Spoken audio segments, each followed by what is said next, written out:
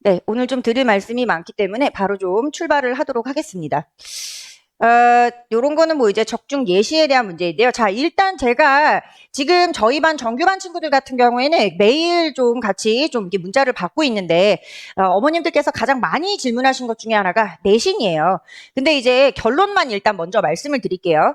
결론만 말씀드리자면은요, 6등급까지는 거의 내신이 안전하다고 생각을 하시면 되십니다. 그런데 예를 들어서 숭실대 같은 경우에는 의외로 내신을 많이 봐요. 그래서 4등급이 넘어가면 그거는 이 친구가 이 내신을 이 논술로 좀 커버를 할 수가 있는 실력인지 그렇지 않은지를 담당 논술 강사랑 좀 상담을 해주셔야 되시고요. 그리고 다른 대학들은 제가 이제 저희 정규반 친구들 같은 경우에는 학교별로 내신 몇 등급까지 좀 안전하게 지원할 수 있는지를 학교별로 다 찍어들었어요. 그런데 이제 일반적으로는 6등급까지는 뭐 거의 안전하다고 생각을 하시면 되고, 이제 한 6등급이 넘어간다. 그러면은 그거는 이제 학교별로 좀 담당 논술 강사랑 상담을 받으셔야 된다고 생각을 하면 되시는데요. 이제 제가 이런 얘기를 설명회 때 굉장히 많이 했음에도 불구하고 아직도 이런 질문이 좀 많이 들어오고 있어요. 예를 들면 어떤 학교가 내신이 30%가 들어가는데 그럼 이건 너무 많이 들어가는 거 아니냐, 이런 식으로 이제 질문을 많이 들어오고 있는데요. 자, 이제 뭐 많은 학교가 있지만 그 중에서 이제 중앙대 걸로 한번 좀 가지고 왔습니다. 자, 그럼 내신이 어떻게 들어가는지를 보실게요. 1등급을 10점 만점을 주죠. 근데 뭐 실제로 1등급은 지원을 안 하겠죠. 중앙대 내신 1등급이면 요거는 이제 이 친구는 교과로 지원을 할 거예요. 자, 그런데 지금 7등급인 친구를 보세요. 9.6점입니다. 1등급인 친구가 100점으로 출발할 때 7등급인 친구는요 99.6으로 출발한다고 생각을 하시면 되세요. 그리고 이제 실제로 중앙대학교에 지원을 하는 친구들의 이제 내신 같은 경우에는 이제 보통은 한 2, 3등급 대가 지원을 많이 한다고 생각을 하시면 되시고요. 자, 그런데요, 이게 또 학교마다 내신 산출 방법이 조금씩 다른데요. 여러분들한테 유리하도록 산출을 하도록 하게 되어 있습니다. 이게 무슨 말이냐면요. 자, 예를 들어서 중앙대학교 같은 경우에 이제 요거를 좀 잠깐만 보실 건데요. 중앙대학교 같은 경우에는 상위 5과목 평균, 뭐 상위 6개 과목 평균 이런 식으로 해서 내신을 또 산출을 한단 말이죠.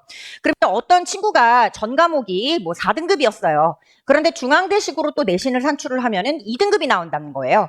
그래서 지금 보시면은 내신이 요거는 안 찍어 가셔도 됩니다. 제가 다 드린 자료에 포함이 되어 있는 자료예요.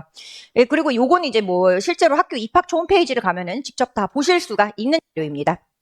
그래서 여기서 보시게 되면은 지금 애들 뭐 제일 높은 등급이 2.8이고요. 거의 다 뭐 3, 4등급 정도 되고 있는데 중앙대식으로 또 환산을 하면은 1, 2등급 정도의 내신이 나오고 있다는 얘기예요. 그럼 이 내신이 어디에 반영이 되냐? 또 요 앞에 아까 보여드렸던 요 표로 반영이 되는 거기 때문에 실제로 이거는 내신을 안 보겠다는 얘기예요. 왜냐하면은요, 이 대학교에 입학처에 계신 분들이 바보가 아닙니다, 어머님들. 만약에 내신을 많이 볼 거라면은 학종이라든지 교과라든지 이런 전형으로 뽑지 논술 전형으로 뽑겠다는 게, 얘가 수학을 잘하는, 정말 수학을 제대로 공부한 애를 뽑고 싶다는 게 이 논술 전형의 취지이기 때문에 내신은 그냥 형식적인 거라고 생각을 하시면 되세요. 그런데 여기 중에서 이제 조금 많이 들어가는 대학교가 있습니다. 어이없게도 숭실대학교예요. 그래서 숭실대학교는 4등급이 좀 넘어가면은 좀 이거는 담당 논술 강사랑 좀 상의를 해보셔야 되세요. 우리 아이가 이 숭실대학교를 어떤 그 논술 실력으로 커버할 수가 있는 정도의 친구인지. 자, 그럼 이거는 무슨 말이냐면은요. 이렇게 하면은 또 숭실대학교가 굉장히 가기 쉬운 학교라는 얘기가 됩니다. 논술로요. 왜냐하면은 제가 이 숭실대학교를 항상 추천하는 친구들이 있어요. 어떤 친구들이냐면 숭실대학교가요. 또 최저가 숭실대학교 얘기 나온 김에 좀 한번 좀 말씀을 드릴게요. 이따가 좀 논술로 합격하기 쉬운 학교 말씀드리면서 하려고 했는데 나온 김에 요거를 좀 먼저 말씀을 드리자면 숭실대학교 최저가 학교 이름에 비해서 너무 높습니다. 2합 5등급이에요. 그런데 보통 이제 숭실대학교 정도면 사실 2합 6등급이 돼야지 맞는 최저라고 좀 보시면 되는데요. 2합 5등급이죠. 그럼 의외로 아이들이요, 이 최저를 정말 못 맞춥니다. 어느 정도로 못 맞추냐면요, 30%도 못 맞춰요. 제가 그 자료를 이따가 경희대 자료로 보여드릴 거예요. 그런데 숭실대학교인데 경희대학교도 사실 30%대로 맞추는데 최저를, 숭실대학교면은 아이들이 최저를 진짜 못 맞춥니다. 그래서 30% 밑이 될 거라고 이제 생각을 하고 있는데, 그리고 숭실대학교가 내신을 많이 보죠. 그리고 사실 2합 5등급이 되면은 아이들이 경희대, 건대, 동국대 요 대를 지원을 하려고 하지 숭실대를 지원을 하려고 하지 않아요. 그렇기 때문에 경쟁률도 생각보다 좀 낮은 편입니다. 다른 학교들에 비해서. 그렇기 때문에 우리 아이가 6, 9월 모의고사로 정시로 숭실대를 갈 실력이 안 되고 그리고 내신이 4등급 이하로 들어오면서 이하 5등급을 맞출 수 있다. 그러면은 요 세 조건을 충족하면은 이거는 숭실대는 무조건 하나를 좀 쓰면서 가셔야지 되세요. 예, 그래서 요 학교가 요 세 가지 조건 만족하면 정시로는 점수가 안 되고 이하 5등급은 나오고 그리고 내신으로 4등급 안쪽으로 들어온다. 요 조건 맞추면은 숭실대학교는 좀 어느 정도 논술로 정말 안전하게 좀 합격할 수 있는 학교 중에 하나라고 말씀을 좀 드리고 싶습니다. 자, 그리고 이제 비교과 영역에 대해서도 많이 물어보시더라고요. 그래서 뭐 예를 들면 무단지각이 5번인데 이게 논술 점수에 어느 정도 영향을 미치느냐 이것도 좀 많이 질문을 하셔서 이것도 이제 중앙대표로 좀 가지고 왔는데요. 자, 예를 들어서 중앙대 기준으로 자, 무단지각이 한 3번이면은 무단결석 1번 정도로 이제 처리가 되는데 그럼 얘가 이제 5번이에요. 그럼 한 2, 3일 이 정도로 간다고 해도 아무것도 없는 친구가 10점 만점일 때 얘는 9.8입니다. 그래서 이것도 사실은요, 크게 안 보겠다는 거예요. 그럼 여기서 이제 또 의미 있는 곳이 이제 8, 9일 정도, 무단결석을 한 8, 9일 정도 하는 친구라면은 그런 친구들은 사실 많지 않을 거라고 생각을 해요. 그래서 이것도 사실 많이, 거의 뭐 안 보겠다는 얘기이고요. 이거를 이제 한양대학교도 많이 물어보시더라고요. 한양대학교에서는 뭐 이 학생부가 뭐 얼마나 들어간다고 하는데 이건 어떻게 된 거냐. 한양대학교 학생부 거의 다 만점 준다고 생각하시면 됩니다. 그래서 이거를 학종이랑 헷갈려 하시는 분들이 많으세요. 그러면은 이 친구가 예를 들어서 화학 쪽으로 지원을 하려고 하는데 그럼 화학 쪽에 관련된 학생부가 많아야 되는 거 아니냐. 그거는 학종이고요. 이건 논술이기 때문에 얘가 정말 무단결석을 막 밥 먹듯이 하지 않고 무단지각도 밥 먹듯이 하지 않고 그냥 뭐 적당히 학교 생활 잘한 친구라면은 이거는 안 본다고 생각하시면 되세요. 그냥 만점 주고 가는 거라고 생각하시면 됩니다. 그래서 내신과 이 비교과 영역 환산을 별로 크게 논술에서는 신경 쓸 필요 없고 정말 가서 시험만 잘 보면 된다라고 인식하시면 되시고요. 자, 그 다음에 이제 요 또 두 번째로 보여드릴 자료는 논술 유형별 합격자 점수를 좀 보여드리기 전에, 요거 보여드리기 전에 잠깐 경쟁률을 좀 보여드리려고 합니다. 근데 이제 요 표가 좀 작아서 잘 안 보이시죠? 요 왼쪽에 있는 게 뭐냐면은요, 최초 경쟁률입니다. 그러니까 실제로 지원을 한 아이들의 경쟁률, 그리고 오른쪽에 있는 게 실질 경쟁률이에요. 그래서 제가 요거를 좀 다음 장에다가 이렇게 좀 확대를 해서 다시 어머님들 좀 PPT로는 잘 안 보이실 것 같아서 가지고 왔어요. 자, 중앙대학교 최저가 3합 6등급이죠. 그러면은 이거를 맞추면서 가는 친구는 어느 정도가 될 것 같으세요, 어머니? 정말 생각보다 많이 없습니다. 지원한 아이들이 6, 9월 모의고사 보고 지원을 하잖아요. 제가 지금 이것 때문에도 지금 상담하면서 너무 힘든 시간을 지금 좀 보내고 있는데 자꾸 7월에는 맞췄다. 6, 9월 빼고 다 맞췄다를 저한테 얘기를 하세요. 6, 9월로 가셔야 됩니다. 왜냐하면 6, 9월 모의고사가 어머님 의대 애들도 재수 엄청 많이 하는 거 혹시 알고 계시나요? 지방대 의대 애들도요. 인서울 의대로 들어오려고 재수를 정말 많이 합니다. 어머니. 재수라기 반수가 되겠죠. 그런 애들도 있고 그리고 서울대, 연고대 애들도 정말 많이 반수를 해요. 얘네들도 이제 다시 한번 의대 가고 싶어서 학교 걸어놓고 이제 반수하는 친구들. 그런 친구들이 실제로 몰려오는 모의고사는 6, 9월 모의고사예요. 실제로 지금 시대인재 재종반에서도 뭐 서울대 수학과 다니고 있고 이런 애들이 실제로 참여하는 모의고사가 6, 9월 모의고사란 말이에요.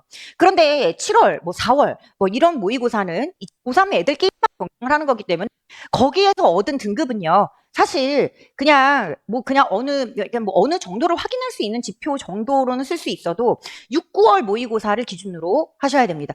6월 그날만 좀 시험을 못 봤어요. 9월 그날만 시험을 못 봤어요. 두 번의 이미 기회가 있었어요. 그렇기 때문에 제가 논술 강사한 지 한 13년 정도가 됐습니다. 근데 이 13년 동안 강사를 하면서 6, 9월에 최저를 못 맞췄는데 둘 다 못 맞췄는데 수능에도 최저를 맞출 수 있었던 친구는요.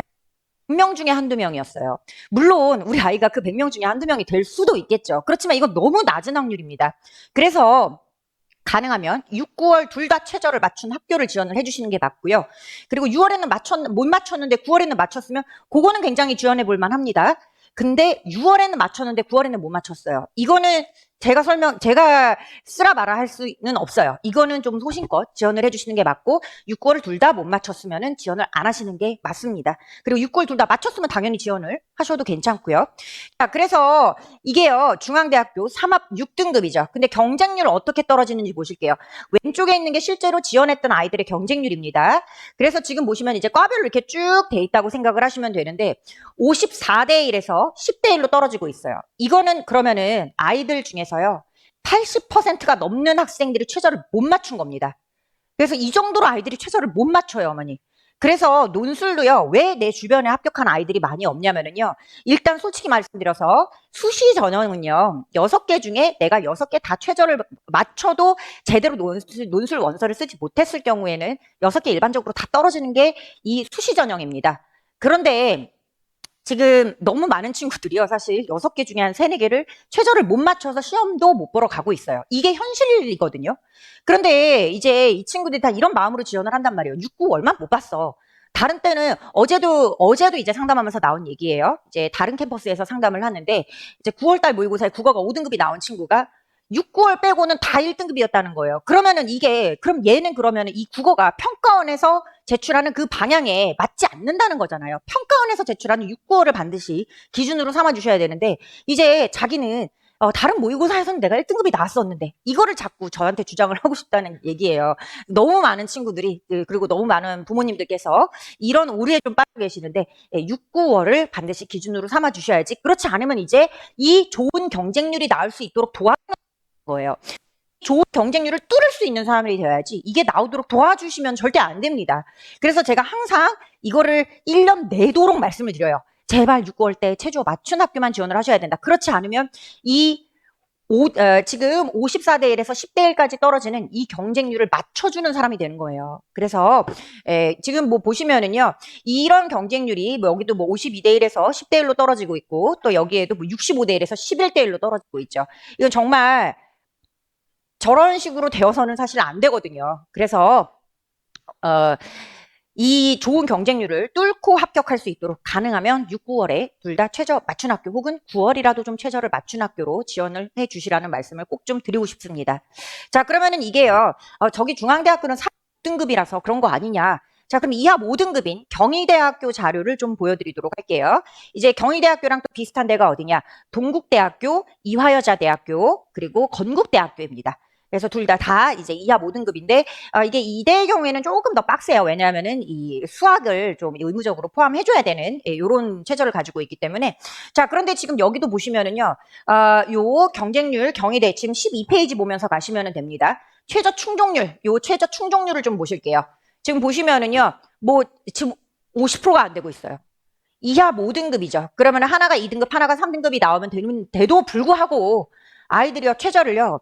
지금 뭐 50%도 안 내오고 있어요. 36%가 나오고 있는 데도 있고 31%가 나오고 있는 과도 있습니다. 이게 현실이에요. 그래서 어머님들께서 보시는 왜 내 주변에는 논술로 합격을 못하지?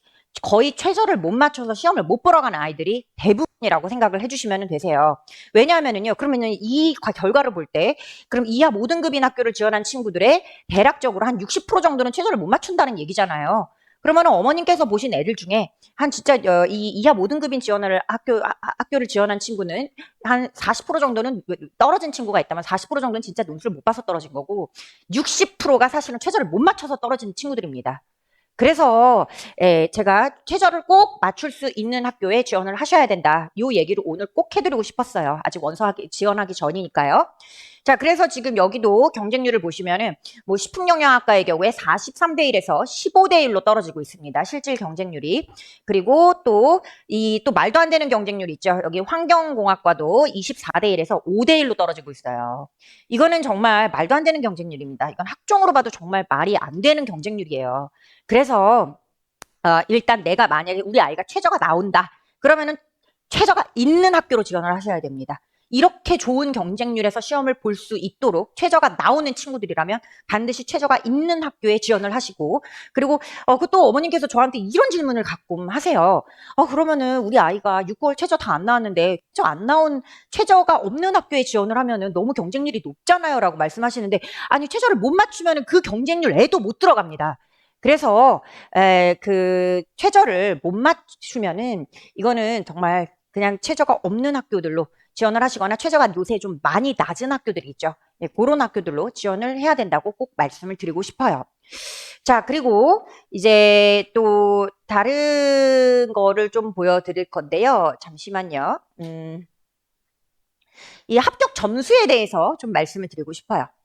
자, 합격 점수를 또 공개하고 있는 대학교가 많이 없습니다. 그래서 이 경희대학교 걸로 좀 가지고 와봤는데요. 요게 지금 몇 페이지냐면 8페이지입니다. 8페이지 보시면 요 논술 유형별 합격자 점수를 제가 이렇게 좀 써드렸어요. 야, 그래서 이제 보시면은요, 뭐 모든 학과가 다 있는 거는 아닙니다. 몇 개 좀 학과가 좀 잘려 있는데 대략적으로 좀 보시면 되는데요. 어떤 과 같은 경우에는 40점대로도 합격을 하고, 근데 이거는 어머니 커트라인이 아닙니다.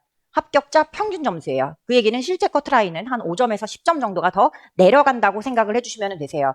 생각보다 아이들은요, 논술을 생각보다 정말 낮은 점수로 합격을 합니다. 좀 높은 점수로 합격하는 데가 사실은 이제 건국대학교인데, 그거는 왜 그러냐면 건국대학교에 이제까지 시험이 너무 쉬웠어요.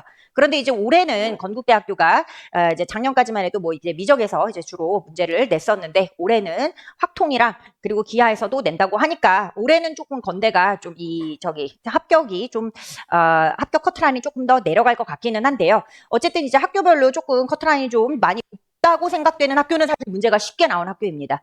경희대학교는 사실 문제가 별로 쉽지가 않아요. 그러니까 이제 아이들 합격 선이 지금 보시면은요. 여기에서 뭐 예를 들어서 이렇게 48.4이다. 그러면은 얘는 실제로 합격 커트라인은 40점대 초반 정도라고 생각을 해주시면 됩니다. 그래서 이제 아이들이 저랑 또 이제 수업을 하면서도 엄청 걱정을 해요. 문제가 너무 어려운데 어떻게 하냐. 너무 심각하게 어려운 문제는요. 보통 못 풀고 합격하는 경우가 굉장히 많습니다. 그래서 일단은 내가 점수를 받을 수 있는 문제에서 실수를 하지 않고 점수를 받아주는 그런 작전으로 좀 가셔야 되고, 내가 만약에 논술 점수가 좀 많이 낮게 나온다. 이제 수업을 들으면서 보니까 내가 좀 다른 친구들보다 못하는 것 같다. 그러면은 좀 많이 낮은 과로 지원을 해주시면 되는데, 지금 이게 학과별로요. 점수 차이가 굉장히 많이 납니다. 그래서 뭐 40점대에서부터 90점대까지 학과별로 지금 정말 점수 차이가 좀 많이 나고 있기 때문에 나의 수준에 맞는 내가 합격을 할 수 있을 만한 과에 지원을 해주셔야 된다고 말씀을 드리고 싶어요. 한양대학교에서 또 다 똑같은 점수대를 가지고 있는 게 아니고, 이것도 학교별로 점수가요. 다 합격하는 점수가 다른데, 한양대학교는 제가 일부러 자료를 안 가지고 왔어요. 왜냐하면은 이게 또 높은 과들은 시험지가 좀 다르기 때문에 점수가 좀 달라서 어머님들께 오히려 좀 혼동을 드릴 수가 있을 것 같아서 높은 과 점수가 조금 낮게 책정이 되어 있는데, 그건 시험지가 다르기 때문입니다. 그래서 이제 그거는 조금 혼동이 될 수 있으실 것 같아서 그거는 좀 안 가져오고 경희대학교 자료를 좀 가지고 왔는데요. 그리고 이제 중앙대학교 같은 경우에도 작년 합격 점수가 공개는 되어 있는데, 그 자료는 또 가져오지 않은 이유가 작년에 중앙대학교가 너무 시험이 쉬운 바람에 다 같이 그냥 높은 점수로 합격을 했어요. 그래서 이제 일반적으로는 이런 경희대의 점수 분포가 일반적이라는 말씀을 좀 드리고 싶어요. 그래서 그러면은 우리 아이가 어느 정도를 합격할 수 있는지는 어떻게 하는데요? 우리 아이가 점수대가 그러면 뭐 전자공학과 정도 쓰면 합격할 수 있는지, 이런 거는 어떻게 하나요? 라고 물어보신다면, 그거는 담당하는 논술 강사가 압니다. 그래서 이 아이가 뭐 학교는 한양을 써도 될 것 같은데 너는 과를 좀 낮은 과 중에서만 써야 되겠다. 중위권까지는 될 것 같은데 너는 다이아몬드까지도 되겠다. 요거를 판단할 수 있는 거는 그 아이를 실제로 담당하고 있는 논술 강사라고 생각을 해주시면 될 것 같아요. 자, 그래서 우리가 일단은 두 가지 원칙을 지켜주셔야 되세요. 6, 9월에 최저 맞춘 학교 지원하셔야 되는 거. 만약에 못 맞췄으면은 최저 없는 학교 지원하셔야 되는 거. 그 다음에 두 번째로는 그럼 이제 학교를 먼저 정하시는 거예요. 이렇게 학교 먼저 최저 맞출 수 있는 학교부터 먼저 정하시고, 그 다음에 과는 담당 논술 강사랑 좀 상담을 해서 그렇게 정하셔야지 됩니다. 자, 그러면은요. 그럼 아까 좀 논술로 합격하기 편한 학교가 있다고 제가 말씀을 드렸는데, 그 학교가 어딘지를 좀 먼저 말씀을 드리도록 할게요. 자, 일단 1차 수시가 좀 합격을 하기가 편합니다. 1차 수시는요. 수능 전에 있는 수시를 1차 수시라고 해요. 그래서 수능 전에 있는 수시가 뭐 어느 학교들이 있죠? 연세대학교, 시립대학교, 홍익대학교, 뭐 성신여자대학교, 뭐 요런 이제 학교들이 있죠. 그래서 그 학교들이 내가 만약에 정시로 돌려봤을 때 정시로 6, 9월 점수로 못 갈 정도라면은 요런 학교들은 좀 쓰시면서 가셔야 되는데, 그렇다고 연대를 무조건 질르세요가 아니에요. 연대는 조금 얘기가 다르죠. 그러니까 요 학교 연대나 뭐 시립대도 조금 얘기가 다르죠. 이거는 우리 아이가 합격 가능성이 있는지, 그거는 이제 담당 논술 강사랑 상담을 통해서 알아내셔야 되는 부분이고요. 왜 이런지를 좀 설명을 해드릴게요. 어머니, 생각보다요, 이런 일들이 도대체 왜 벌어지는 것 같으세요? 도대체 왜 이하 모등급인데 애들이 30%밖에 최저를 못 맞추고 이런 일이 왜 벌어지는 것 같으세요? 자꾸 이게 사람이요, 남 일에는 조금 객관적이 되는데 자기 아이의 일이 되거나 내 직접 일이 되면은요, 행복 회로를 자꾸 돌리려고 합니다. 그래서 이게 자꾸 잘못된 판단으로 간단 말이에요. 아, 잘할 수 있는데. 저는 이번에요, 정말 제가, 이런 얘기를 많이 들어요. 열심히 노력하면 맞출 수 있어요. 라고 하는데, 그럼 6, 9월에 열심히 노력을 해서 맞춰왔어야죠. 이미 기회가 2번이나 있었어요. 6, 9월에 노력을 해서 맞춰왔어야죠. 그래서 왜 이런 일이 자꾸 발생을 하냐면은요, 이게 자꾸 행복 회로를 돌려서 그래요. 그리고 이제 왠지 될 것 같거든요. 그래서 이 1차에 뭐 예를 들어서 시립대학교로 말씀을 드리도록 할게요. 이거는 사실요, 뭐 연대도 마찬가지고요. 홍대도 마찬가지고 성신여대도 마찬가지고 다 마찬가지입니다. 자, 이제 시립대학교의 점수가 한 요 정도 되면은 적정선이라고 생각을 해보실게요. 그럼 시립대학교에 실제로 시험을 보러 가야 되는 애들이 어느 정도 있어야 될 것 같으세요? 한 요 정도에 있어야 될 것 같죠. 왜냐면 요거다, 뭐 이거는 이제 1차 수시이기 때문에 2차 수시는 내가 만약에 정시를 너무 잘 봐버리면 시험을 안 보러 가면 그냥 자동 탈락이 되니까 정시로도 갈 수가 있지만 1차 수시는 합격을 하면 무조건 가야 되거든요. 그러니까 실제로 시립대보다 좀 더 잘하는 요런 친구들은 지원을 안 할 거예요. 그럼 이제 실제로 지원을 해줘야 되는 친구들은 한 요 정도 성적을 가지고 있는 친구들이 지원을 해야 되는데 실제로 이 친구들이 지원을 하지 않습니다. 걱정을 해요. 내가 시립대에 납치를 당할까 봐 걱정을 합니다. 이거 어머니 웃을 일이 아니에요. 정말이에요. 걱정을 하고요. 연대도 마찬가지고요. 성신여대도 마찬가지고 홍익대도 마찬가지입니다. 시립대도 다 마찬가지예요. 1차 수시는요. 정말 애들이 이래요. 이게 제가 좀 그러면은 요 학교들에서만 이럴 것 같죠, 어머니? 의대도 마찬가지입니다. 이제 제가 재작년에 데리고 있던 친구들 중에 이 과학고만 제가 모아서 이제 수업을 하는 요런 친구들인데 얘네는 이제 다 의대만 지원하는 친구들이에요.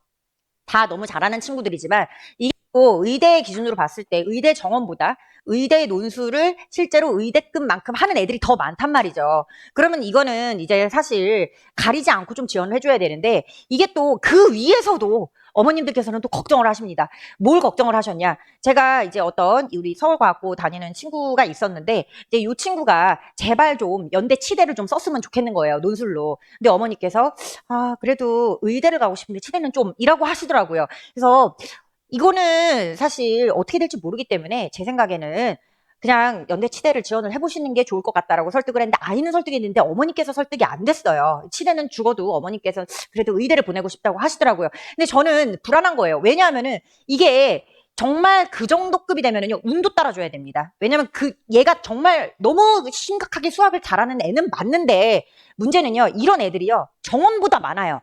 그러면은 이런 애들끼리 이제 경쟁을 하는데 여기도 이제 조금 운이 따라줘야 되거든요. 그러면은 연대 치의대를 좀 지원을 했으면 좋겠는데 이제 결국 지원을 안 하고 수능을 뭐 그렇게 의대급으로 잘 보지는 않았어요. 그리고 이제 뒤에 있는 의대는 좀 많이 떨어졌습니다.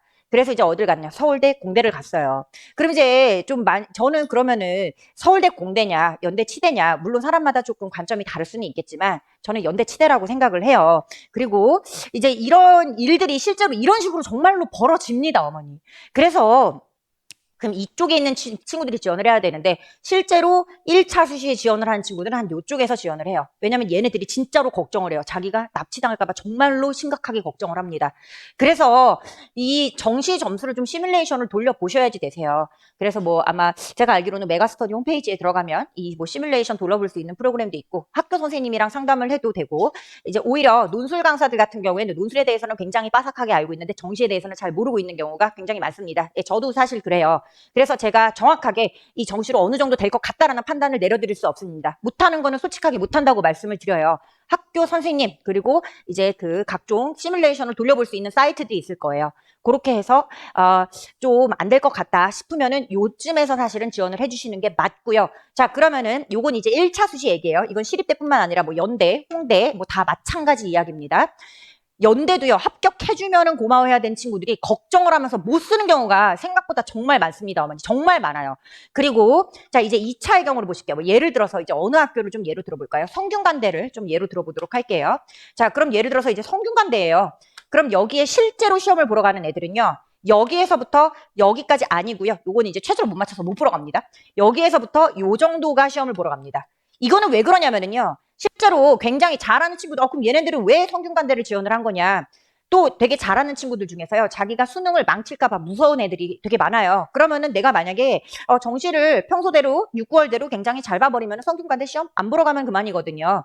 그러면은 정시로 갈 수 있고. 그래서 실제로 그럼 요 시험을 보러 오는 친구들 이제 정시를 자기 생각보다 조금 못 본 애들이죠. 그러면서 성균관대 최저는 나왔고 그래서 여기에서부터 여기까지 애들이 시험을 보러 가요. 그럼 여기 애들은 왜 못 보러 오냐고요? 이거는 이제 3합 6등급이 안 되는 친구들. 그래서 최저 때문에 시험 못 보는 친구들. 그래서 실제로 1차 수시가 2차 수시보다요. 이 비슷한 레벨에 있는 친구들 중에서는 합격하기가 훨씬 더 편합니다. 거기다가 예를 들어서 또 이제 1차 중에서도 또 합격하기가 편한 데가 어디냐? 홍익대학교예요. 왜냐하면은요, 3합 8등급이거든요. 근데 의외로 이게 2합 5등급으로만 맞춰놔도 애들 저렇게 막 30%이 정도로 막 지금 최저가 안 나오는데 3합 8등급으로 맞춰놓으면은요, 이거는 정말 애들 의외로 최저 맞추는 비율이 20%도 안 됩니다. 그래서 내가 3합 8등급이 나오는데 정시로 홍대는 안 되고 그러면은 또 홍대를 무조건 지원해야 되는 학교 중에 하나예요. 그래서 이 1차 수시에서도 또 유난히 합격하기 좋은 데는 홍익대학교, 물론 3합 8등급이 나올 때 얘기입니다. 그리고 또 이제 또 여학생들 어머님들께 좀 좋은 소식이 있어요. 비슷한 수준의 학교라면은 여대가 좀 합격하기가 많이 편합니다. 잘하는 애들 중에서도 여대만큼은 죽어도 싫다 하고 지원을 안 하려고 하는 애들이 있고요. 그리고 이제 여대이다 보니까 아무래도 경쟁률도 좀 남학생들이 이제 없으니까 좀 많이 줄어들고요. 그리고 이제 여대 중에서도 가장 합격하기 쉬운 여대는 어디냐? 숙명여대입니다. 왜냐하면은요, 숙명여대가 또 최저가 2합 5등급이에요. 사실 숙명여대의 최저는 2합 6등급 정도가 좀 적정한 최저인데 또 학교 이름에 비해서 아까 숭실대학교처럼 최저가 너무 높습니다. 그러면은 아이들이 2합 5등급을 맞추면은요, 숙대를 지원을 잘 안 하려고 그래요. 경희대, 건대, 동국대, 이대 요런 데를 지원을 하려고 하지 2합 5등급이 나왔는데 숙대를 잘 지원을 안 하려고 합니다. 그래서 우리 아이가 아까도 이것도 마찬가지예요. 6, 9월 점수로 숙대가 안 돼요. 그리고 2합 5등급이 나와요. 그런데 여자예요. 그러면은 숙대는 좀 안전하게 논술로 하나 좀 잡아 놓는다 생각하고 또 숙대는 반드시 쓰라고 말씀을 드리고 싶어요. 그래서 숙대도 굉장히 합격하기가 편하고 이화여대 같은 경우에도 이제 뭐 수학 포함해서 뭐 5등급, 2합 5등급이 이렇게 되고 있기 때문에 이화여대도 이제 사실은 합격하기가 많이 편한데요. 사실 이화여대가 한 2, 3년 전까지가 정말 합격하기가 편했어요. 왜냐면 그때 또 3합 6등급이었거든요. 그래서 이대 최저가 그때는 3합 6등급이었는데 이제 그때 같은 경우에는 이제 저희 뭐 수학이 저희 반에서 이제 이대를 제가 정말 많이 보내거든요. 근데 이제 막 수학이 수능에서 4등급이 나와도 이대를 정말 많이 합격을 하고 그래서 어머니 이게 생각보다 논술이요. 또 이제 이 잘못된 정보를 들으시는 분들이 너무 많으세요. 아 논술은 이 저기 1등급인 애도 안 된다더라 이런 얘기를 많이 하시는데요. 아닙니다. 저희 이제 합격하는 애들 아까 그 합격자 점수 좀 보여드릴게요. 자 지금 요게 이제 좀 이제 앞부분만 좀 잘랐는데요. 이 174명의 합격한 애들 보시면 다 1등급이잖아요. 아니에요 어머니. 여기에서 지금 이 빈칸 쳐져 있는 친구들은요. 수능 수학 점수 몇 등급 나왔니라고 물어봤을 때 그것만큼은 도저히 대답할 수 없다라고 대답을 한 친구들입니다. 그럼 얘네들이 일단 1등급은 아니에요. 그래서 이제 사실은 이제 요렇게 빈칸이 좀 쳐져 있다고 생각을 하시면 되는데 의외로요 어머니 제가 이제 의대도 사실 되게 많이 보냈거든요. 이제 이 의대도 이제 이 작년에는 이제 의대를 별로 못 보냈는데 그거는 이제 과학고 반을 작년에는 맞지 못했고 재작년에 이제 사실은 의대를 많이 그때 이제 의대를 13명을 보냈었는데 이 13명의 친구들이요. 그 중에서도 이제 뭐 울산대 의대 뭐 요런 데를 지금은 울산대 의대가 논술이 없는데 그때는 이제 있었거든요. 이제 그때 합격한 친구의 수학 등급이 2등급이었습니다. 그 친구가 중앙대 의대도 동시에 합격을 했었는데 그리고 건국대 수의대가 이제 매년 제가 합격생이 나오는 이 수의대 중에 하나가 건대 수의대인데요. 정말 놀랍게도요. 이제까지 단 한 번도 1등급이 간 적이 없어요. 다 희한하게 2등급들이 가더라고요. 그래서 어머니 수학이 1등급이 아니면 안 된다. 이거는 정말 잘못된 얘기예요. 왜냐면은 제가 사실 이거 애들 등급을 다 보여드리고 싶어요. 왜냐면 이제 요거는 이제 좀 높은 학교들인데 그럼에도 불구하고 지금 대답을 안 한 친구들이 있다는 거. 이 친구들은 최소한 1등급은 아닙니다. 한 2등급, 3등급 그 정도 된다고 생각을 해주시면 되세요. 물론 뭐 의대는 2등급이겠죠. 그런데 이게 제가 아까도 말씀드렸지만 이대도 4등급이 정말 사실은 많이 갔었고요. 이제 이대가 2합 5등급을 이제 하면서부터 이제 4등급은 조금 못 가고 한 3등급대에서 좀 이대를 많이 가기 시작을 했습니다. 이게 왜 그러냐면은요. 최저가 아무래도 좀 이렇게 완화가 되면은요. 그 와중에 수학을 잘하는 애들이 근데 좀 최저를 3합 6등급까지는 못 맞추고 수학만 잘하던 애들이 이제 그동안은 지원을 못 했는데 지금 이제 지원을 할 수 있잖아요. 그래서 오히려 최저가 완화가 되면은 논술로 가는 친구들은 좀 더 수학을 잘하는 친구들이 간다라고 생각을 해주시는 게 좋으세요. 자, 그래서 요런 친구들이 실제로 좀 생각보다는 이 친구들이요, 이 1등급만 합격을 하는 거는 절대 아니고요. 그건 진짜 모르시는 분들이 하는 말씀이에요. 저는 자료가 많잖아요, 어머니. 저희가 이제 코로나 때문에 아이들이 좀 많이 줄었습니다. 그래서 작년에 친구들이 좀 몇 명 안 됐었어요. 그래서 그 중에서 이제 172건이 논술로만 172명의 학생들이 합격을 했고요. 그 재작년 같은 경우에는 이제 300 몇 명이 이제 합격을 했었는데 그 아이들의 수능 등급이요. 1등급이 별로 없습니다. 근데 이거는 너무 당연해요. 왜냐하면요. 수능에서 1등급은요. 실제로 전체의 4%밖에 안 되거든요. 수학 등급이. 그래서 실제로 1등급도 많이 적을 뿐더러, 그리고 1등급이 수학 수능 1등급이 나오는 친구들 중에 많은 친구들은 뭐 이제 뭐 다른 전형으로도 많이 가죠. 뭐 예를 들어서 뭐 학종이라든지 아니면은 뭐 정시라든지 이런 걸로도 많이 가기 때문에 실제 1등급이 많이 없을 뿐더러 걔네들이 뭐 다 논술로 가는 것도 아니에요. 그래서 실제로는요. 논술로 가는 친구들은 2등급에서 3등급대가 제일 많습니다. 자, 그러면은요, 이제 아까 좀 몇 개 학교 설명을 드렸죠. 일단 여대가 진짜 합격하기가 편해요. 그리고 여대들이 이제 좀 최저도 다 있는 편이죠. 뭐 성신여대 같은 경우에는 2합 7등급인가 그렇게 제가 좀 기억을 하고 있는데 이건 잘못했을 수도 있습니다. 네, 그래서 일단 여대가 굉장히 합격을 하기가 편하고, 그리고 아까 말씀드렸던 숭실대 그 조건 만족하면은요 합격하기가 편하고, 또 홍익대도 합격하기가 편하고. 그런데 올해 좀 합격하기가 좀 힘든 학교가 하나가 있습니다. 어디냐면은요 서강대예요. 왜 서강대냐면은요, 일단 서강대학교는 낮은 과가 없습니다. 그나마 좀 낮아 보이는 과가 물리학과인데 뭐 그닥 낮지 않아요. 그래서 서강대학교는 왜 그러냐, 서강대학교가 3합 6등급이었어요. 그래서 이 서강대학교 같은 경우에도 원래 최저가 이제 한 뭐 예를 들어서 처음에 뭐 100대 1이었다. 그러면 실제로 막 20대 1까지 떨어지고 17대 1까지 떨어지고 이랬었는데 지금 3합 7등급입니다. 이것도 서강대학교도 이게 좀 최저가 말이 안 되는 최저예요. 왜냐하면은 3합 8등급이 홍대거든요. 근데 3합 7등급이 서강대예요. 서강대는 3합 6등급이나 3합 5등급을 가지고 있어야지 적정한 학교인데 그냥 아이들이 좀 원서를 많이 지원을 하기를 바랬던 것 같습니다. 예, 그래서 올해 제가 이제 작년까지만 해도요. 3합 6등급이 나오면 서강대학교 하나 그냥 뭐 쓰면서 가자 이렇게 좀 아이들한테 추천을 많이 했었는데, 올해는 3합 7등급이 애들이 많이 나오죠. 솔직히 많이 나와도요. 서강대학교는 얘가 정말 수리논술을 잘 하지 않을 경우에는 좀 많이 추천을 하지는 않고 있어요. 그래서 올해 조금 합격하기가 유난히 조금 힘들 것 같은 학교는 서강대학교. 그리고요, 또 이 연대도 의외로 합격률이 굉장히 좀 좋습니다. 왜냐하면은요, 이 연대가 뭐가 들어가요, 어머니? 그렇죠. 과학2가 들어가죠. 그러면 어머니도 한번 생각해 보세요. 이게 과학2를 그렇게 제대로 하고 오는 친구들이요, 연대로 지원을 하는 게 아니라 과로 지원하지 않습니까? 근데 과학을 제대로 하고 오는 애들도 있어요. 근데 어떤 친구들이라면 주로 과학고등학교 애들이겠죠. 걔네들이 낮은 과를 안 씁니다, 어머니. 얘네들이 쓰는 과는요, 이제 보통 신소재공학과, 전자공학과, 기계공학과, 화학공학과 이런 대를 이제 주로 쓴단 말이에요. 왜냐면 과학고 애들하고 또 다 의대급만 있는 것도 아니에요. 생각보다 정말 못하는 친구들도 의외로 정말 많습니다. 가르쳐 보니까 그래요. 그래서 과학고 애들 중에서도 이제 의대를 가는 친구들 같은 경우에는 진짜 잘하는 애들이고, 이제 많은 친구들이 생각보다 좀 못하는데, 그런 애들도 어쨌든 툴을 제대로 배운 친구들이기 때문에 얘네들 지원할 때 연대 뭐 신소재, 전자, 화공 뭐 요런 데를 이제 쓰지, 그 좀 밑에 있는 학과들 있죠. 뭐 사회 기반 시스템이라든지 아니면 뭐 생명 시스템 아니면은 뭐 지구 시스템, 대기과학 요런 데는 좀 잘 안 쓴단 말이에요. 그래서 연대 같은 경우에는요. 작년에 이제 천문우주학과 같은 경우에 100점 만점에 한 45점 정도로 합격을 했습니다. 그러면은 수학이 60점이고 과학이 40점이에요. 과학 빵점 맞아도 수학에서 45점 맞으면은 극단적으로 이제 합격을 할 수가 있다는 거예요.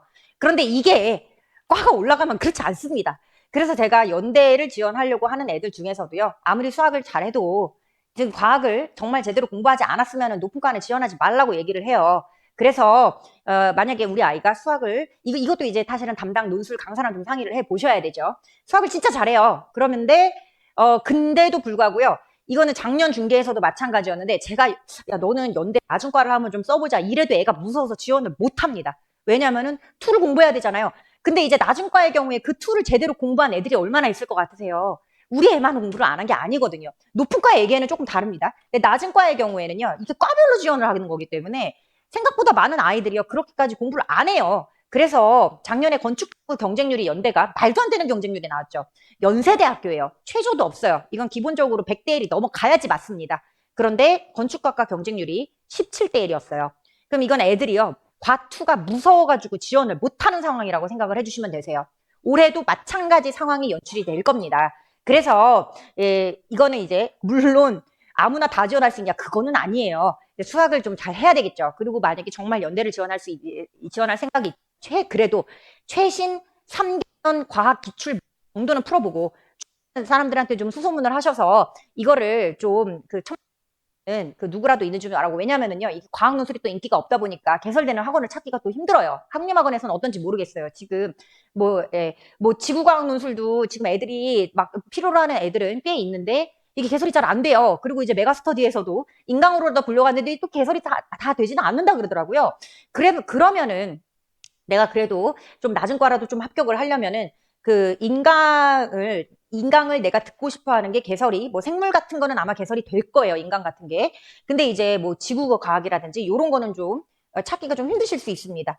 그러면은 어쨌든 3개년 기출 문제를 연대 홈페이지 가면 다 다운을 받으실 수가 있는데 그걸로 기출 문제라도 한번 풀어보고 첨삭이라도 그 주변에 아는 그좀 서울대, 연대, 고대 뭐 이런 뭐 과학을 제대로 한 지구과학을 제대로 한 요런 친구들한테 좀 첨삭이라도 받아보고 아니면 학원에라도 좀 요청을 해보시고 이거 어떻게 첨삭받을 수 있는 방법이 없을까요? 라든지 그런 거라도 좀 요청을 해보시고 그리고 이게 이제 사실 그 학교마다 커뮤니티가 있어요. 뭐 이제 고려대학교에는 고파스라는 커뮤니티가 있는데 그런 데다가 이제 글을 올리면은 얘는 예를 들어서 얘는 뭐 지구과학 선택을 안 했어요. 근데 얘가 고대생이에요. 그럼 얘가 글을 올려줄 수 있단 말이에요. 이런 사람을 찾습니다. 뭐 첨삭 한번 해주실 때 뭐 3만 원, 4만 원 드리겠습니다. 이런 식으로 이제 글을 올려주시면은 또 거기에 또 맞는 사람들이 지원을 생각보다 진짜 많이 합니다. 아니면 숨고 이런 수능고수 뭐 이거 어플 있죠. 그런 데서도 사실 굉장히 많이 찾아보실 수 있어요.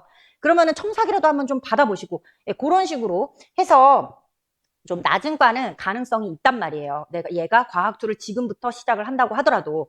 그리고 이제 제가 과학 논술 선생님 얘기를 들어보니까 이 과학 논술을 2가 그러면 전 과목에서 다 출제가 되냐? 그럼 그거는 아니라고 합니다. 그래서 그 유난히 많이 출제되는 부분이 있기 때문에 그런 부분에 대해서 공부를 해주면 된다고 해요. 그래서 그렇게 해서라도 지금 연대는 준비를 좀 해주셨으면 좋겠고 또 어떤 말씀을 드리려고 하냐면 그러면은 일단 제가 준비해 온 것 중에 좀 합격하기 좋은 학교들 그리고 성균관대도요 3합 6등급이 6월에 둘 다 나왔으면은요 자연 계열이 정말 합격하기가 편합니다. 성균관대 논술이 되게 어려워요. 그런데 합격하는 점수대가요 자연 계열 같은 경우에는 40점대로 합격을 합니다. 그러니까 어려운 만큼 사실 낮은 점수로 합격을 해요. 근데 성균관대가 저런 자료를 공개를 안 해요. 이런 얘기는 이제 어디서 듣느냐? 이제 입학 설명회를 하잖아요. 그러면 이제 그 입학 설명회에 가서 이제 이 성균관대학교 사람들이 거기서 이제 조금씩 풉니다. 그러면 이제 그런 얘기들을 이제 학부모님께서 이제 전해주시거나 이제 입학 설명회 대신 보낸 뭐 조교장이 전해주거나 이런 식으로 해서 이제 전해 듣고 있어요. 그런 데에서만 조금씩 푸더라고요. 그래서 성균관대학교도 3합 6등급이 나오면은 요 학교도 보통 5분의 1 정도로 떨어집니다. 경쟁률이. 그래서 여기도 마찬가지로 아까 말씀드렸다시피 그리고 또 엄청 합격하기 쉬운 데가 있죠. 어디냐면은요. 중앙대 약대입니다. 왜 그런지를 설명드릴게요. 최저가요. 말이 안 돼요. 4합 5등급입니다. 근데 이제 보통 4합 5등급이 나오면 애들이 의대를 지원하지 약대를 지원하지 않아요. 그리고 보통 4합 5등급인 최저도 중대 의대밖에 없어요. 4합 5등급이 아니고 보통 이제 의대 최저가 뭐 3합 4등급이라든지 아니면 1등급이 3개 있어야 된다든지 아니면은 뭐 이런 4합 6등급이라든지 이런 식으로 되는데 4합 5등급인 최저를 가지고 있는 약대는 중대 약대밖에 없습니다.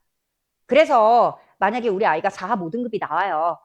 그러면은 이제 중대 약대를 쓰면은요. 이거는 정말 95% 정도의 애들이 최저를 못 맞춥니다. 이 정말 100대 1에서 출발을 했으면은요. 경쟁률이 5대 1, 4대 1, 3대 1 이렇게까지 내려가요. 그래서 4합 5등급이 나온다. 그러면은 실제로 저희 반에서도 이번에 그렇게 해서 제가 좀 권유를 해서 중대 약대를 쓰려고 하는 친구들이 한 2~3명 정도 돼요. 그래서 최저 나올 것 같은데 6월에 일단 4합 5등급이 다 나왔어요. 그런데 이제 얘가 또 그럼 4합 5등급이 이 정도로 이제 11112가 나오면은요. 또 의외로 좀 논술로 쓸 데가 좀 없습니다. 왜냐하면 정시로 뭐 충분히 갈 수 있기 때문에. 그럼 이제 뒤에 조금 걱정되니까 뭐 성균관대 하나 정도 요렇게 좀 하나 남겨놓고 그래도 좀 쓸 데가 없어요. 왜냐면 정시로 뭐 한양대 이상은 갈 것 같거든요. 그러면은 이제 그러면은 최저 맞출 수 있는 약대로 한번 이렇게 쫙 써보자. 이런 식으로 좀 된 학교들도 있고요. 그래서 제가 아이들한테 먼저 좀 연대를 써보자라고 하는 친구들이 있어요. 근데 이 친구들이 막 무서워서 못 쓰려고 합니다. 근데 방금 전에 말씀드렸다시피 이제 사실 낮은 과로는 가능성이 충분히 있으니까요. 좀 그걸 생각해 보시고, 그리고 원서 지원하실 때 어머니, 이게 제가 이제 보통 이제 저희 이제 그 정규반 들으시는 분들도 계실 텐데, 정규반에 이제 들어오시면 입시 자료를 이제 드리는데, 거기에 제가 일반적인 낮은 과 리스트를 좀 이렇게 음영 처리를 해서 드렸어요. 학교별로. 그런데 이제 이게요, 사실 그 해마다 조금씩 다릅니다. 뭐 예를 들어서 어머님께서 저한테, 그러면은 연대에서 사회 기반 시스템 공학과가 낮아요? 아니면 생명 시스템이 낮아요? 라고 물어보시냐면요. 비슷해요. 해마다 조금씩 다릅니다. 근데 얘네들이 일반적으로 낮은 거예요. 그리고 어떤 해에 미쳐서 얘가 갑자기 올라갈 수도 있어요. 왜냐하면요, 이런 일이 간혹 발생을 하는데 그런 일이 왜 발생하냐? 잘하는 애들이 무서워서 낮은 과로 지원을 많이 하게 되면은 그건 이제 저희가 맞출 수가 없잖아요. 네, 그런 경우에는 그런 일이 실제로 발생을 할 수도 있습니다. 그래서 제가 원서 지원하실 때 정말 얘는 이 정도는 뭐 괜찮겠다라는 판단을 받은 게 아니고 얘는 좀 낮은 과로 써야 될 것 같아요 라고 판단을 받은 상황인데 얘가 보니까 이제 원서를 예를 들어서 뭐 연대를 지원한다고 생각을 해볼게요. 그러면은 뭐 아까 말씀드렸던 지구 시스템, 대기과학, 생명 시스템, 뭐 사회기반 요런 데가 이제 낮은 과들인데 이제 뭐 제일 낮은 과를 지원을 하자. 그래서 대기과학으로 쓰기로 했어요. 그래서 이제 마지막에 제가 이거를 경쟁률을 이렇게 계속 실시간으로 뜨거든요. 경쟁률이 원서 지원하시면. 근데 경쟁률은 어떻게 오르냐면 이렇게 오릅니다.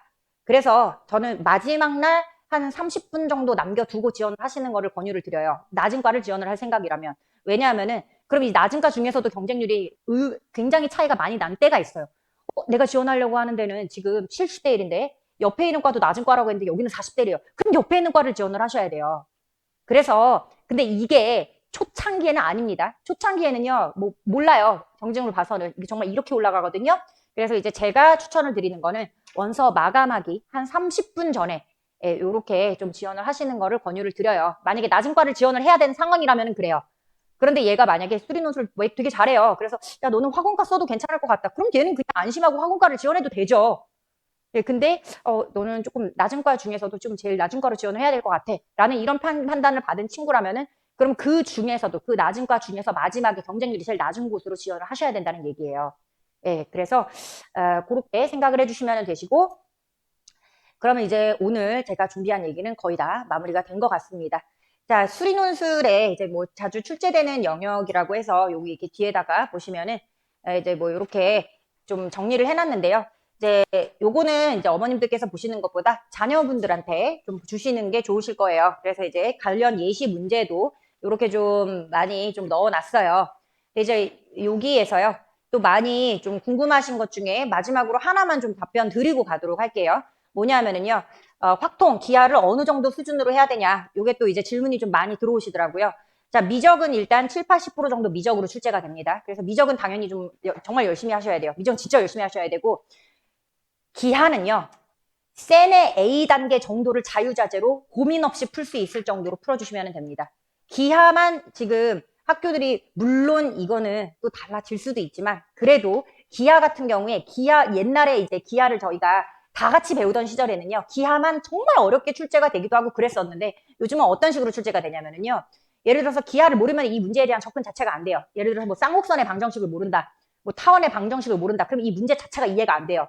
근데 그거를 알고 있고 가장 기본적인 것만 알고 있으면 결국 풀어내는 거는 미적을 어렵게 해서 풀어낸다든지 이런 식으로 이제 문제가 구성이 되어 있어요. 작년 연대도 마찬가지예요. 그래서 전에는 정말 공간도형에서 너무 심각하게 어렵게 내거나 이런 경우가 되게 많았는데 지금 그렇지는 않고요. 대부분의 학교들이 지금은 기하를 기본적으로 우리가 모르면 손을 못 대게 만들어 놨는데 한 센의 A 단계 정도, BC도 아니고요. A 단계예요. 그러니까 얘가 기본 개념을 알고 있고 그 정도 계산만 할 줄 알면은 일단 이해를 하고 결국 넘어가서 푸는 거는 미적을 어렵게 푸는 식으로 그렇게 내고 있고요. 기하는 그렇습니다. 확통은 제대로 하셔야 돼요. 자, 아이들이 확통을 지금 많이 어려워하는데 확통은 그렇게 쉬운 단계로 나오지 않아요. 왜냐하면은요. 저희가 이제 확률이 왜 어렵다고 생각을 하세요? 확률이 어려운 이유는 경우의 수가 어렵기 때문이에요. 경우의, 사실 확률이라는 게 뭐예요? 전체 경우의 수 중에 내가 원하는 사건의 경우의 수거든요. 근데 애들이요, 경우의 수를 못 합니다. 근데 경우의 수는 사실 수 하에 있던 단원이에요. 그래서 아이들이 제대로 그때는 공부를 하지 않고 다 이제 자기가 서울대 갈 수 있을 이제 착각을 하면서 살던 시절이죠. 그래서 이제 그때는 아이들이 실제로 공부를 잘 안 했던 시절이에요. 그래서 경우의 수가 많이 어렵게 나오는데 확통을 잘하는 방법은요. 자, 확률을 잘하는 방법은 문제를 많이 풀어보는 수밖에 없습니다. 왜냐하면요. 미적은 문제만 많이 푼다고 해서 성적이 오르지는 않아요. 왜냐하면 미적은 이 개념 자체가 굉장히 좀 어렵기 때문에 개념 공부를 제대로 하는데 많은 시간을 투자하셔야 되지만 확률은 더 합의 법칙과 곱의 법칙밖에 없습니다. 그렇기 때문에 문제를 좀 많이 풀으셔야 되는데 이게 어느 수준의 문제를 많이 푸셔야 되냐. 논술 수준의 문제를 많이 푸셔야 됩니다. 이 내신이나 수능 수준 가지고는 되고요. 논술 수준의 문제를 많이 푸셔야 돼요. 그래서 이제 지금 저희 반 같은 경우에는 그 확통 문제를 지금 제가 논술 기출 문제만 35문제를 풀리면서 가고 있어요. 보통은 아마 지원할 때 한 7문제도 안 풀고 지원을 할 겁니다. 그래서 지금 35문제를 이제 좀 풀리고 있어요. 그것도 모자라서 더 달라고 하고 오는 친구들도 있어요. 근데 확통은 이게 좀 제대로 공부를 해주셔야 되고요. 확률은 좀 어렵게 나와요. 통계는 쉽게 나오는데 아이들은 통계가 쉽다고 생각하지 않습니다. 왜냐하면은 개념에서 나오거든요. 그런데 이 개념이요. 제대로 증명하는 방법을 알고 있어야지 이 문제가 쉽게 느껴지지. 그냥 학교 내신에서 했던 공식만 외운다고 이 문제가 쉽게 느껴지진 않아요. 그래서 통계는요. 통계 단원 자체가 너무 쉽기 때문에 어렵게 출제를 할 수가 없는데 애들은 어렵다고 느껴요. 왜냐하면 제대로 공부를 안 했기 때문이에요. 그래서 어쨌든 진짜로 어렵게 출제되는 거는 이제 확률 쪽은 많이 어렵게 출제될 수 있어요. 그래서 요거는 제대로 공부를 하셔야 되고 통계는 개념 공부를 제대로 하셔야 돼요. 통계에 나오는 개념 처음부터 끝까지 자기 힘으로 다 유도할 수 있을 정도면은 그럼 통계에서는 틀릴 일이 없습니다. 네, 요렇게 좀 정리를 해드릴 수가 있고 요거는 이제 또 통계에서도 유난히 많이 나오는 게 뭐냐 확통에서 조건부 확률 그리고 이제 조건부 확률 이용해서 뭐 평균 구하는 거 이항분포의 평균 분산 뭐 요런 것들이 이제 주로 출제되는 문제라고 말씀을 드릴 수가 있을 것 같아요. 네, 그래서 이렇게 일단은 두 가지 주제로 오늘 좀 말씀드렸어요. 원서 지원 좀 잘하시는 방법, 좀 상대적으로 붙기 쉬운 학교, 그리고 좀 상대적으로 올해 좀 붙기 어려운 학교, 그리고 이제 두 번째로는 이제 이런 얘기들을 좀 해드렸죠. 그 수학에서 이제 어느 단원에서 좀 많이 출제가 되는지, 그리고 이제 사실 7, 80%는 미적이라고 보시면 되세요. 그리고 올해 이제 확통이 그동안은 출제가 된다고 하고 출제 범위에 확통을 넣어놓고 출제를 하지 않는 학교들이 되게 많았는데 올해는 대부분 한 문제 정도는 출제를 해줄 것 같아요. 확통이 출제 범위에 들어가 있으면. 왜냐하면은 이 논술 모의 문제를 보면은 좀 알 수가 있는데요. 논술 모의 문제에서 거의 뭐 1번 문제에다가 확통을 다들 좀 박아놨더라고요. 그래서 제가 사실 이렇게까지 확통을 열심히 가르치지는 않는데 아이들한테 이렇게 35개의 기출 문제를 줄 정도로 애들 좀 열심히 가혹하게 좀 훈련을 시키고 있습니다. 네, 그래서 이제 저는 여기까지 좀 해드리는 걸로 하고요. 만약에 추가적인 질문이 있으시면은 제가 요거 PPT 뒤에다가 저희 이제 조교들이랑 같이 쓰는 핸드폰 번호를 이렇게 공개를 해놨어요. 그래서 네, 여기 보시면은 저희 이제 요게 이제 저희 조교들이랑 같이 쓰는 핸드폰 번호입니다. 그래서 여기로 이제 문자 보내주시면은 제가 궁금한 점 답변 드리도록 하겠습니다. 네, 감사합니다. 저는 최지희였습니다.